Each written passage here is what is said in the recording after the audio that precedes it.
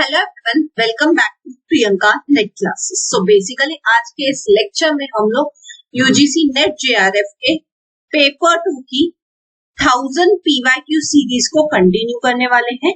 मैं आपके साथ ऑलरेडी इस सीरीज में सारे के सारे प्रीवियस ईयर क्वेश्चंस डिस्कस करने वाली हूँ, ठीक है।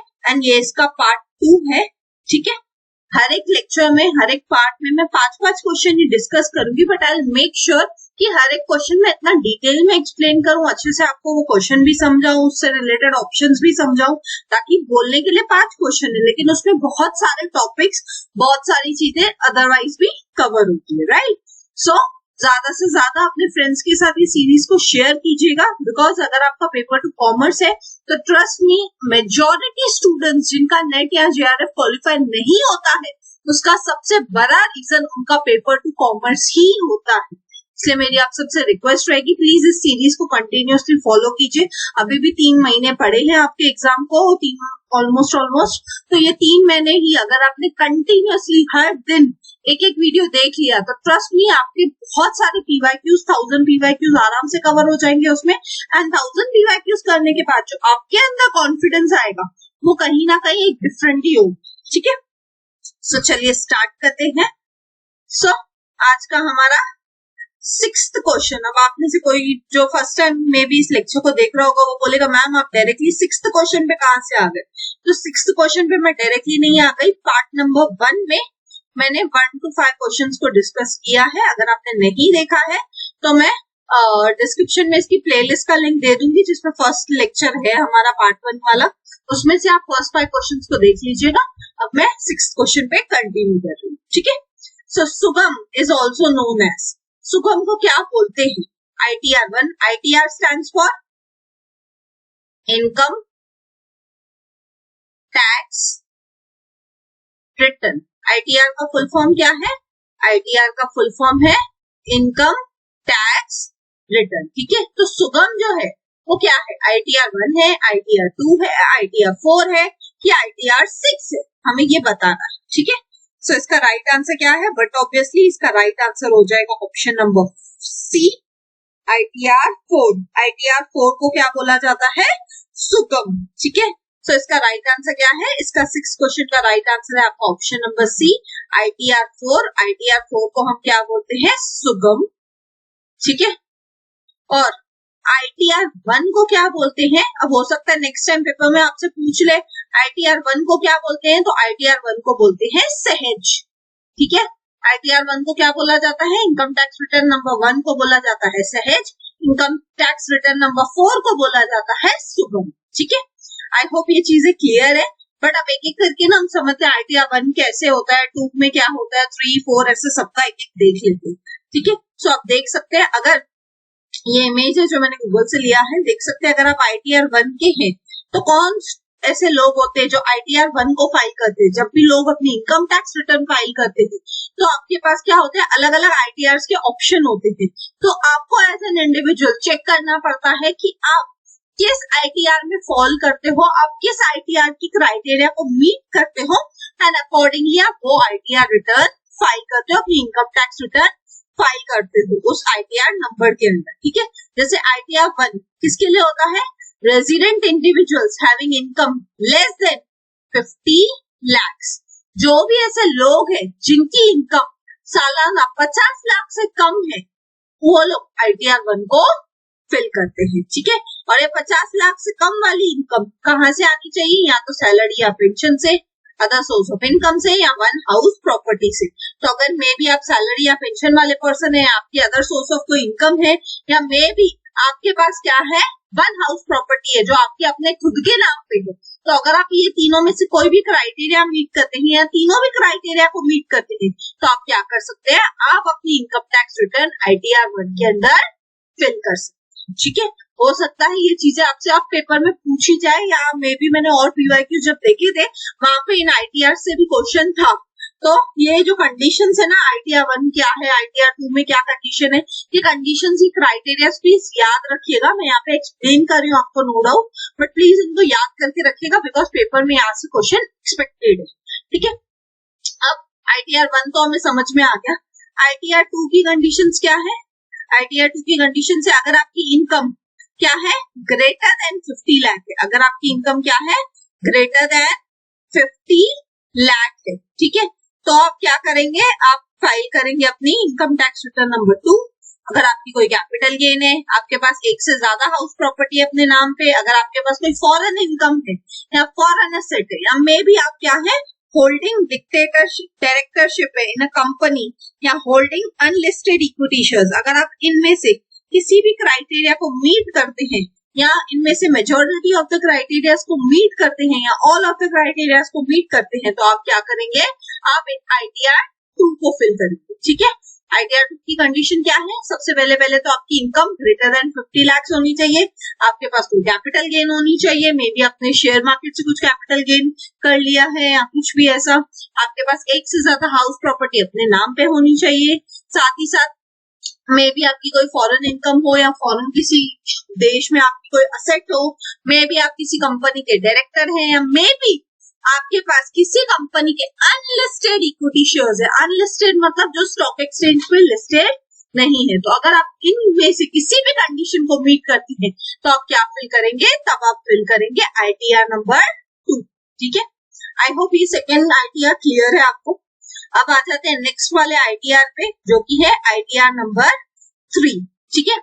ITR नंबर 3 क्या बोलता है, अगर आपकी इनकम क्या है, एवरी इनकम फ्रॉम ITR 2, सारी की सारी इनकम जो ITR 2 में थी वो तो होगी आपके पास, साथ ही साथ आप क्या है, आप बिजनेस या प्रोफेशन में है, या आप किसी फर्म के पार्टनर है, यानी आप किसी पार्टनरशिप बिजनेस में है जिसमें आप खुद भी पार्टनर है, और आपकी presumptive income greater than 50 lakh है, तो आप क्या करेंगे, तो आप ITR 3 को फाइल करेंगे, ठीक है।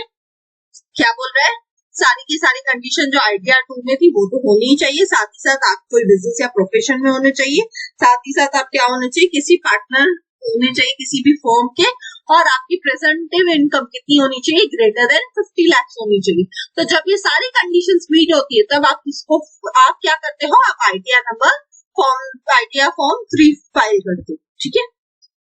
नेक्स्ट क्या है, नेक्स्ट है ITR 4, ठीक है। नेक्स्ट क्या है हमारी, नेक्स्ट है हमारी ITR 4, है ना। देखते हैं ITR 4 में क्या आता है।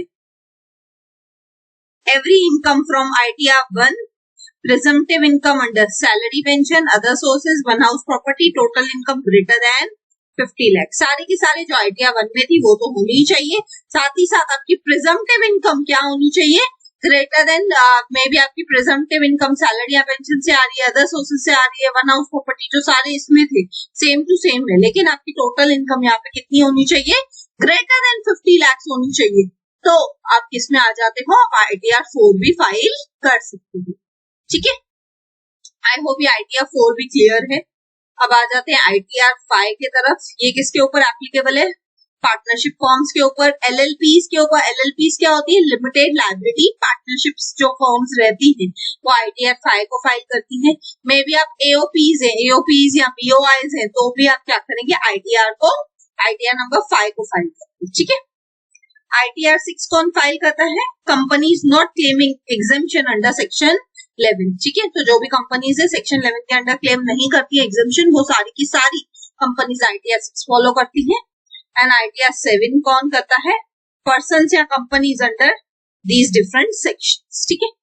मोस्टली आपसे फर्स्ट 4 ITR से ही क्वेश्चन पूछा जाएगा, क्यों, उसका सिंपल सा रीजन है, लॉजिक है मेरे हिसाब से, क्योंकि वहां पे ना बहुत सारी कंडीशंस है, बहुत सारी क्राइटेरिया है जो आपको याद रखनी है। तो मेरे हिसाब से फर्स्ट 4 ही आपके लिए ज्यादा इंपॉर्टेंट है, बट अदरवाइज भी आपको 77 ITR पता होनी चाहिए, ठीक है। आई होप सारी की सारी ITRs क्लियर है, और साथ ही साथ ये जो क्वेश्चन था वो भी क्लियर, ठीक है। देखिए, इसलिए मैंने बोला था मैं सिर्फ 5 क्वेश्चन करा रही हूँ एक लेक्चर में, लेकिन 5 क्वेश्चन में इतने अच्छे से और इतने डिटेल में कराऊंगी ना कि सिर्फ आपको उसका राइट आंसर नहीं पता चलेगा, वो राइट आंसर क्यों है, कैसे है, और उसके अलावा भी बाकी सारे ऑप्शंस भी मैं आपके साथ डिस्कस कर रही हूँ, ताकि पेपर में अगर उसके रिलेटेड कोई टॉपिक से क्वेश्चन पूछा जाता है तो वो भी आप आंसर कर पाए, ठीक है। नेक्स्ट क्वेश्चन देख लेते हैं, हमारा 7th question. The headquarters of Asian is located in which of the following country. अब सबसे पहले तो एशियन क्या है, एशियन का फुल फॉर्म है association of south east Asian Nations, sorry, Asian का फुल फॉर्म क्या है? Association of south east Asian Nations, ठीक है। तो बोलता है एशियन के हेडक्वार्टर्स कहाँ पे है वो बताओ, ठीक है। तो एशियन के हेडक्वार्टर्स कहाँ पे? बट ऑब्वियस है, आप सबको पता होगा एशियन के हेडक्वार्टर्स है इंडोनेशिया में, है ना। एशियन के हेडक्वार्टर्स कहाँ पे है? जकार्ता, इंडोनेशिया में। इंडोनेशिया एक कंट्री का नाम है, उसके अंदर एक जगह है जकार्ता, वहां पे एशियन के हेडक्वार्टर्स है। ये आपको याद रखना है, ये चीजें आपको याद ही करनी पड़ेंगी, इसमें कोई ऑप्शन नहीं है आपके पास, ठीक है। क्या है जगह का नाम? जगह का नाम है जकार्ता। जकार्ता कहाँ पे आता है? इंडोनेशिया के अंदर ही एक जगह है, ठीक है। अब देखते हैं थोड़ा एशियन को डिटेल में थोड़ा समझते हैं क्या है कैसा है, ठीक है। सो एशियन जिसका फुल फॉर्म क्या है? Association of south east Asian Nations, ठीक है। एशियन का फुल फॉर्म क्या है? आपसे पेपर में ये भी पूछा जा सकता है नेक्स्ट टाइम। एशियन का फुल फॉर्म क्या है? Association of south east Asian Nations, ठीक है। इसके हेडक्वार्टर्स कहाँ पे है जो हमसे पूछा गया था? इसके हेडक्वार्टर्स है जकार्ता, इंडोनेशिया में। हो सकता है आपसे जकार्ता ऑप्शन में दे दें, इंडोनेशिया ऑप्शन में दे दें, तो आपको दोनों याद होने चाहिए, ठीक है। अब एशियन बना कैसे था? एशियन बना था by the governments of Malaysia, Indonesia, Philippines, Thailand and Singapore in 1967 to promote economic growth, peace, security, social progress and cultural development in the Southeast Asian region. ये जो कंट्रीज थी, कौन कौन सी कंट्रीज थी? Malaysia, Indonesia, Philippines, Thailand and Singapore, ये 5 countries ने मिलकर Asian बनाया था। कब बनाया था? इस पे भी क्वेश्चन आ सकता है। किसने बनाया था? 5 कंट्रीज। कौन सी है वो 5 countries? Malaysia, Indonesia, Philippines, Thailand and Singapore. कब बनाया था? 1967 में। क्यों बनाया था? इकोनॉमिक ग्रोथ के लिए, पीस के लिए, सिक्योरिटी के लिए वगैरह, ठीक है। अब एक इम्पोर्टेंट चीज जहां से अब 2023 में आप क्वेश्चन एक्सपेक्ट करके जा सकते हो वो क्या है? रिसेंटली ही 2022 में एशियन की क्या हुई थी? एशियन से रिलेटेड ना एक मीटिंग हुई थी, स्पेशल एशियन मीटिंग हुई थी, ठीक है। तो वो मैंने यहाँ पे डाल दिया है, वो ये तीनों पॉइंट्स आपको एक्सप्लेन कर देती हूँ। मेरी ऐसे बोलते ना, मेरे को ऐसे लगता है कि मे भी इस बार 2023 के एग्जाम में आपको एशियन की जो मीटिंग हुई थी 2022 में लास्ट ईयर, उससे आपको क्वेश्चन पूछा जाए, ठीक है। सो इसको एक बार देख लेते हैं, मे भी आप इससे क्वेश्चन एक्सपेक्ट कर सकते हैं, बिकॉज हर बार पेपर में कुछ ना कुछ करंट अफेयर्स, कुछ ना कुछ रिसेंट डेवलपमेंट से क्वेश्चन पक्का आता है, तो यहाँ से क्वेश्चन आने के चांसेस आ जाते हैं, ठीक है। Special ASEAN India foreign ministers meeting हुई थी, कहाँ पे? न्यू दिल्ली में, to commemorate the 30th anniversary of the ASEAN India dialogue relations in 2022। क्या हुआ था? 30th एनिवर्सरी थी किसकी? एशियन इंडिया डायलॉग की, जिसके वजह से न्यू दिल्ली में क्या ऑर्गेनाइज की गई थी? इंडिया फॉरेन मिनिस्टर्स मीटिंग, ठीक है। Special ASEAN Indian foreign ministers meeting organize की गई थी न्यू दिल्ली में। कब? 2022 में, ताकि वो क्या कर सके? 30th एनिवर्सरी को सेलिब्रेट कर सके between the India and the Asian relations, ठीक है। अब आपके मन में क्वेश्चन आ सकता है, मैम इंडिया भी क्या एशियन का हिस्सा है क्या? मेंबर कंट्री है क्या? तो इंडिया एशियन की मेंबर कंट्री नहीं है, ठीक है। ये सिर्फ उन दोनों के बीच में रिलेशन है, ठीक है। और इस ईयर को 2022 को has been designated as the ASEAN India friendship year. अब ये भी आपसे पूछा जा सकता है, कौन से साल को एशियन इंडिया फ्रेंडशिप ईयर बोला गया था? तो वो कौन सा साल था? 2022, ठीक है। This year also marks the 10th anniversary of India strategic cooperation with Asian. और ये ईयर 2022 क्या है? 10th एनिवर्सरी इसकी, इंडिया की और एशियन के बीच की जो स्ट्रेटेजिक कोऑपरेशन है उसकी, ठीक है। आई होप ये एशियन क्या है, कहाँ पे लोकेटेड है, कैसे फॉर्म हुआ था, कब फॉर्म हुआ था, वो आपको अच्छे से क्लियर है। साथ ही साथ जो रिसेंट एशियन की मीटिंग थी वो भी मैंने आपको सोशल जो करंट अफेयर है वो भी मैंने यहाँ पे आपको बता दिया है, ताकि इन केस आप पेपर में अगर इससे पूछा जाता है तो आपको ऑलरेडी पता रहेगा, ठीक है। इसके अलावा एक और चीज है जहां से आप क्वेश्चन पेपर में पूछा जा सकता है, वो है ब्रिक्स से। ठीक है, ब्रिक्स की भी ना अभी रिसेंटली आपको पता होगा मोदी जी गए थे अभी जस्ट कुछ दिन पहले ही ब्रिक्स की मीटिंग थी, है ना। तो अगर आप चाहते हैं मैं उस पर डेडिकेटेड वीडियो बनाऊं, डिटेल में ब्रिक्स क्या है, कब फॉर्म हुआ था और अब जो रिसेंट मीटिंग हुई है उसमें क्या क्या अमेंडमेंट्स आए हैं, कौन कौन से नए मेंबर कंट्रीज आने वाले हैं ब्रिक्स में, तो अगर आप चाहते हैं मैं उस पर भी डिटेल वीडियो बनाऊं, क्योंकि मुझे लगता है अब या तो ब्रिक्स से क्वेश्चन पक्का आएगा या तो ये एशियन वाले करंट अफेयर से क्वेश्चन पक्का आएगा, दोनों में से किसी एक करंट अफेयर्स पे तो क्वेश्चन आना ही है। तो अगर आप चाहते हैं मैं इसमें वीडियो बनाऊं तो कमेंट करके मुझे जरूर बताइए, एंड अकॉर्डिंगली मैं वीडियो आपके लिए लेके आ जाऊंगी। ठीक है, आई होप एशियन पूरा क्लियर है। ठीक है, बढ़ते हैं अगले क्वेश्चन की तरफ, हमारा 8th क्वेश्चन। ठीक है, as per Carroll model the 4 levels of corporate social responsibility, corporate social responsibility को आप CSR भी बोलते हैं, है ना। तो बोलता है CSR के ना अलग अलग मॉडल्स है, उसमें से एक मॉडल है जिसका नाम है कैरोल मॉडल। उसके 4 लेवल्स क्या है, अब आपके सामने चारों ऑप्शन दिए हुए हैं, आपको पहचानना है 4 लेवल्स क्या है। तो बहुत इजी सा आंसर है इसका आंसर क्या है, ऑप्शन नंबर सी। कैरोल के जो 4 लेवल्स है वो कौन कौन से हैं, philanthropic, economic, legal and ethical. Carroll के हिसाब से जब आप CSR करते हो, कॉर्पोरेट सोशल रिस्पॉन्सिबिलिटी करते हो, तो सबसे पहले तो आपके अंदर क्या होना चाहिए, फिलैंथ्रोपिक होने चाहिए। आप फिलैंथ्रोपिक यानी आपको दान धर्म चैरिटी करने की आपकी नियत होनी चाहिए, आपकी इच्छा होनी चाहिए, है ना। जैसे हम बोलते हैं टाटा ऐसा कंपनी क्या है, फिलैंथ्रोपिक है। फिलैंथ्रोपिक क्यों है, क्योंकि रतन टाटा क्या करते हैं, टाइम एंड अगेन डोनेशंस देते रहते हैं, है ना। फिर जब आप CSR की बात करते हो तो आपको इकोनॉमिक भी होना चाहिए, यानी आप कहीं ना कहीं मनी माइंडेड भी हो, आप बिजनेस नहीं करोगे, अच्छा पैसा खुद नहीं कमाते होगे तो आप कैसे CSR कर पाओगे, है ना। एक कंपनी को, एक बिजनेस को अच्छे से रन करने के लिए आप क्या होनी चाहिए, इकोनॉमिक कंडीशन सही होनी चाहिए, साथ ही साथ आप लीगली सब चीजें करते हो और एथिकली भी सब चीजों को राइट एंड रॉन्ग वे को देख के अच्छे से समझ के अकॉर्डिंगली सही तरीके से आप चीजें करते हो।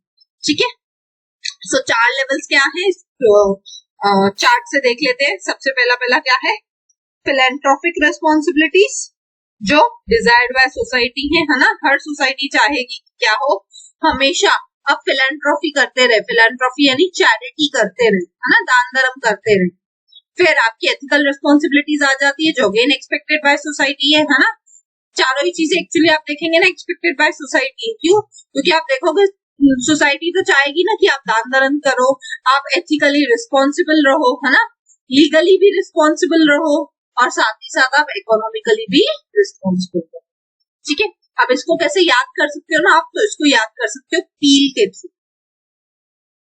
पील, फिर पील में P stands for philanthropic, E stands for ethical, E stands for economic, L stands for legal. ठीक है, आई होप ये चीजें क्लियर है। चारों जो पार्ट्स हैं कैरोल के मॉडल के वो आपको अच्छे से क्लियर है।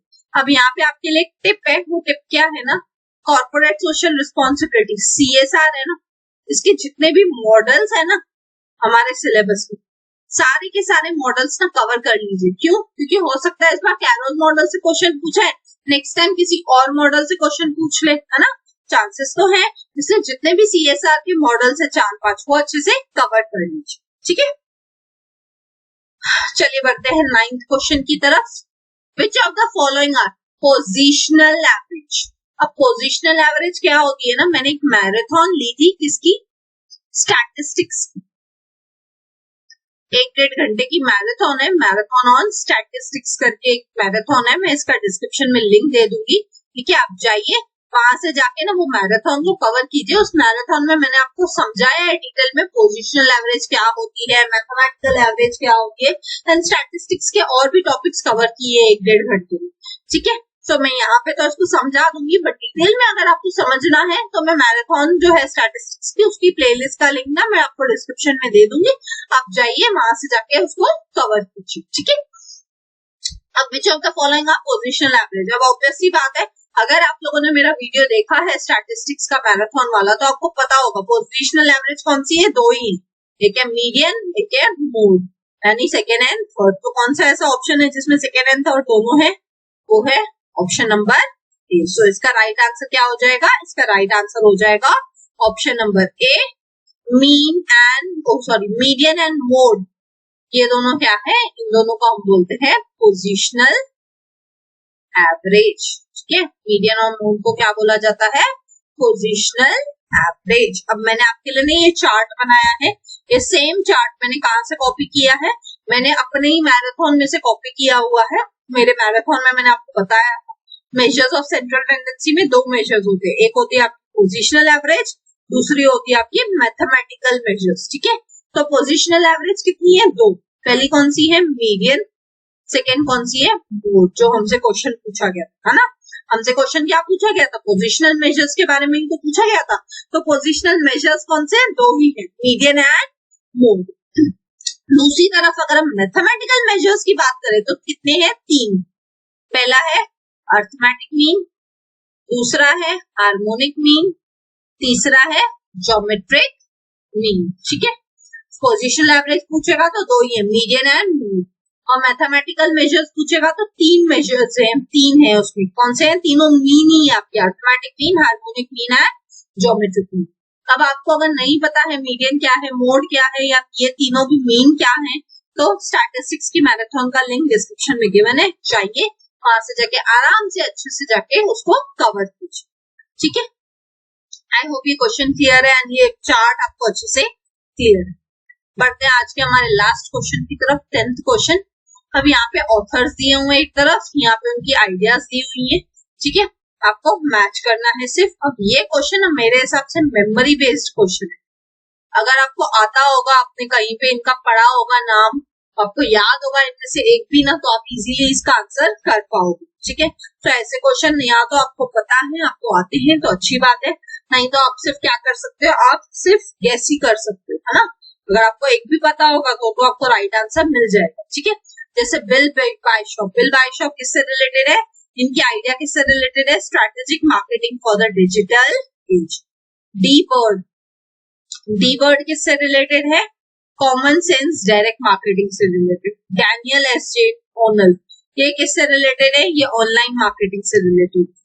जेफरी ई रेपोर्ट, ये किस आइडिया से रिलेटेड है? ये managing in the market space से रिलेटेड है। ठीक है, तो इस क्वेश्चन में कुछ समझाने लायक नहीं है। एक तरफ ऑथर थे, दूसरी तरफ उनके आइडियाज थी। अगर ये आपको क्वेश्चन आता होगा तो ठीक है, नहीं भी आता था तो एटलीस्ट अब पता चल गया, तो एटलीस्ट इन ऑथर्स को और इनकी इन आइडियाज को याद रख लीजिएगा, बिकॉज पेपर में इन फ्यूचर फिर से ये सेम क्वेश्चन आ गया कि इनमें से एक भी ऑथर फिर से मैचअप में कहीं पे आ गया तो एटलीस्ट आप वो मैचअप इजीली कर पाएंगे। ठीक है, सो थैंक यू। आई होप आपको ये लेक्चर समझ आया होगा। मैंने डिटेल में 5 क्वेश्चन को कवर किया है, उसके हर एक ऑप्शन को कवर किया है, हर एक टॉपिक को डिटेल में कवर करने की कोशिश की। So thank you, see you all in the next lecture. अगर आपको लेक्चर अच्छा लगा तो प्लीज लाइक कीजिए, कमेंट करके मुझे जरूर बताइए, ज्यादा से ज्यादा लोगों के साथ शेयर कीजिए, बिकॉज ज्ञान बांटने से ही बढ़ता है। एंड सब्सक्राइब कीजिए अगर आप न्यू हैं। मिलते हैं नेक्स्ट वीडियो में, till then bye bye, take care.